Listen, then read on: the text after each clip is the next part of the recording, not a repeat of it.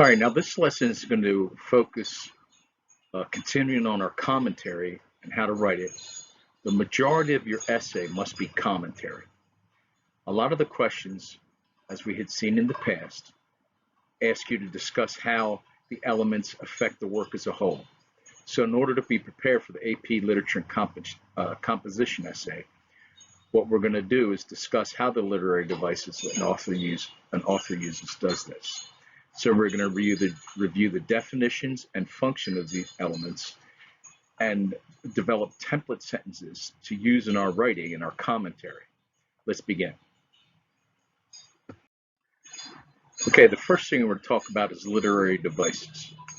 This is the definition that I got from literarydevices.net.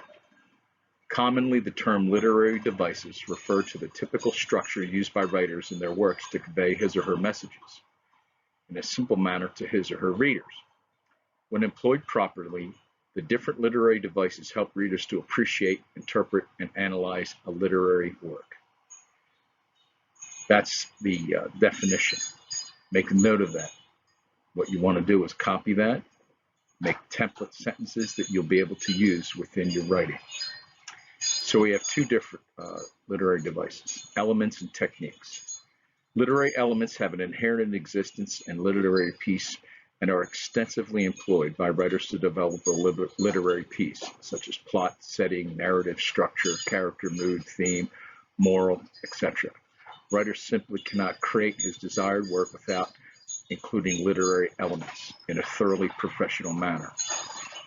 Now, the techniques, in contrast, are structures, usually a word or phrase in literary texts that writers employ to achieve not merely artistic ends, but also readers' greater understanding and appreciation of literary works.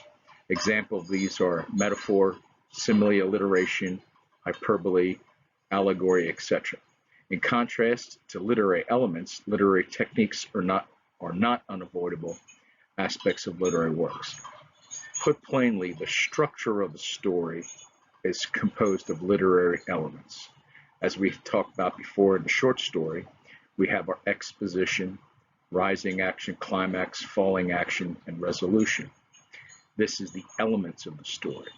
Within that story, I can use different techniques, imagery, metaphor, personification, or not use them. Let's look and see how we can put these ideas together. All right, now the first thing I want to do is identify the key terms within elements and techniques. Plot setting, protagonist, antagonist, narrator, etc. Techniques, imagery, simile, metaphor. Now, how does an author use these elements and techniques to put together a story? So what I want to do is visualize how an author creates with these elements and techniques. And when I can see that in my mind, in your case, your notes, it will help me develop good literary commentary. Let's take a look. All right, so what I did is, and what you should copy down, is this diagram. This diagram that I put together starts off with the writer. Now, what does the writer do? These are our literary elements. Well, the writer has words. That's diction. So the writer chooses the particular words that he or she wants to incorporate within her, his or her novel, essay, poem. Next is syntax. These are the rules of our language, commas, periods, how to put together our sentences. When we take these two ideas and put them together, it makes the voice, the form, the format through which the narrator tells the story. So we can see that if we're looking at a story, we have a writer, the choice of the words that the author uses, the punctuation that the author uses creates the voice. This allows us to even, just from that little phrase right there, I can already begin to write commentary. Now, next is when we have all these words and the grammar put together, that is the voice of the author, we have his style. What style is being used? Expository, argument, descriptive, persuasive, or narrative. Point of view, first, second, third person. So the writer chooses words that have the rules of the language that are his voice, and he puts them forth in a particular style and a point of view. And again, by each of the definitions of these particular elements, I can create sentences for my commentary. Now, when we have the words, the grammar, the style, the point of view, which is the author's voice, creates the tone, or the tone, the mood, and the atmosphere. Lastly is the structure with which all these words are put together. We have plot, setting, structure, characters, theme, climax, etc. So understanding how a story gets put together and the definitions for each of these devices, it allows me to, I'm ready to start, almost ready to start writing my commentary right now. Let's continue. Now, from the previous slide, we saw the structure of how an author puts his ideas together. Then we have the different techniques that the author could use.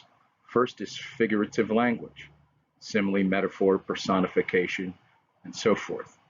Also, we have ambiguity, analogy, allusion, characterization. These are the techniques that the author uses through his words, with the syntax that shows his voice, and the style and the point of view. Somewhere in the story or the essay, these are the techniques that are used. Let's take a look at an example of how we can take our structure and techniques from the previous slides and to do a diagram that will help us develop good commentary. So we have an example. Her tears were a river flowing down her cheeks. This is just an example. I don't know if anybody wrote it, but we're going to use it. So we have a writer who's using figurative language, in this case a metaphor, the diction or the words that the author has chosen, the tone of the words that the author chose, the style is descriptive. It could, let's just say in the plot, it's in the exposition, it's the beginning of the story, and the author's beginning to characterize this woman, which is characterization. That creates the mood and the atmosphere, which develops the theme. Now remember, what we're talking about here is how do all these techniques and elements work together to affect the work as a whole? And that's the theme, the main idea that the author is trying to present through the work. So after I have my little diagram from my structure and my techniques, now what I want to do is to take out the definitions and the ideas from each one of these as it flows across and put them together. So I start off with the theme, the end.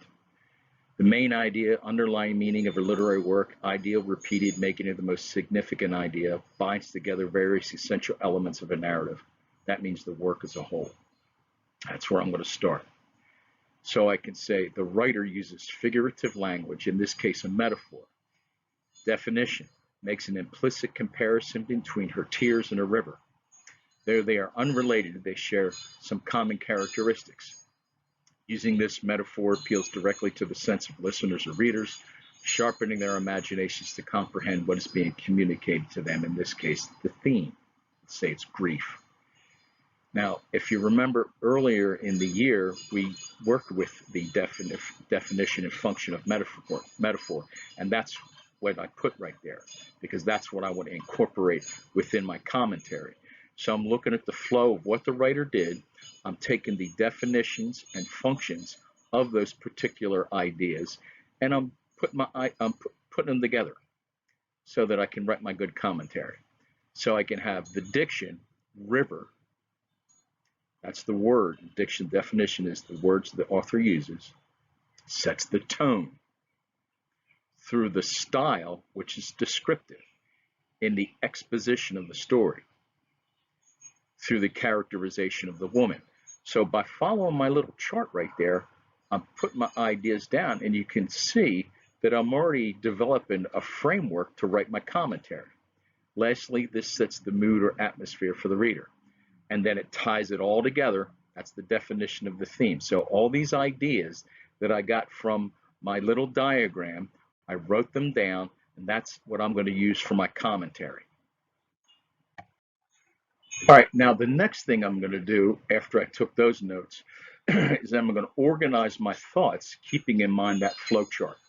So I have an author, uses metaphor, characterization of the woman to develop the theme. The diction of the metaphor sets the tone through the description, which creates the atmosphere and mood. Repeated. I'm going to assume that this idea of grief is repeated throughout the story, and it binds together elements of a narrative affecting work as a whole. Right there, that's my commentary. I have all my ideas right there. So from that example, I did my chart. I looked at the definitions and the functions. I have my plug and play sentences already, and I have my ideas here ready to go ahead and write my commentary. Let's take a look. All right, now I have my chart, has all the techniques and elements of the story, and I did my flow chart of how the author uses them. I got my main ideas. Now I'm going to use my question technique of who, what, where, when, why, and how. Use these answers along with my plug and play sentences that I have created from the definition functions and create my commentary. So I made this up. I don't know who wrote this. John Smith. Uses metaphor in the characterization of a woman. Where? I made up the title to A Sad Tale. What, where, when? The diction sets the tone through description. Repeated ideas throughout the narrative bind the elements and affects the work as a whole, developing the theme. So I have my chart, my ideas, my sentence frameworks, and my who, what, where, when, why, and how to get me moving. So I start off. In his story, The Sad Tale, John Smith uses metaphor to characterize the main character. He writes, her tears were a river flowing down her cheeks. So we have my S and my E. Remember, commentary is not one sentence. The majority of your essay should be commentary. Next. So when I think about my chart, it's the words that are used, that's diction, within the metaphor. So what I put this sentence together. The diction used in the comparison appeals directly to the senses of the reader, sharpening the imagination to comprehend the theme he is creating. So that sentence clearly refers back to my main idea, and it introduces the metaphor, the comparison, and what the metaphor is doing. Comparing the woman's tears to a river allows the reader a fresh way of examining the extent of her grief. Although where river and tears both flow, their sizes are not the same. So you see, this sentence here expounds upon the comparison. If I just left that one sentence there, it doesn't tell me how or why or what is it the author did. This sentence here, comparing the woman's tears, expounds upon the comparison, and I make an inference as to what the author is trying to accomplish. It is this comparison that allows the reader to see the enormity of the woman's grief. That's an inference. It doesn't say anything about the enormity of her grief in that quote. But through my chart, my diagram, my questions, I'm making an inference as to what the author is trying to accomplish. This diction creates the tone, it sets the atmosphere and mood. It is the repetition of this idea of grief that binds the elements of the narrative together, developing the theme and affecting the work as a whole. So these last two sentences, I say what the diction is doing, tone, and the tone makes mood. And then I expound upon how all that together, the repetition, grief, that's the theme, binds the work and develops the theme. So notice, I don't have one sentence of commentary. I have my topic sentence, a short example. The majority of my writing here is commentary, as it should be for yours. One sentence, not enough. Two, You didn't really try. You have to explain why and how the technique that the author's using develops the ideas, and then at the end I says it affects the work as a whole. That's good commentary. You need to do that. Don't be lazy. Okay, underneath this video is a document called Affect the Work as a Whole Essay. You're going to open it up, read the instructions, take notes while you read. Now I want you to keep in mind all the ideas that I presented in this video. Before you open that document, go through this video and take really good notes of everything that we have. And you're going to use those ideas when you read this document and write your essay. Try to do it in 40 minutes. This is a sample essay from the AP. I'm going to create a video for next week and review it and see what we got. Good luck. Remember, one sentence in commentary is not enough. Bye-bye.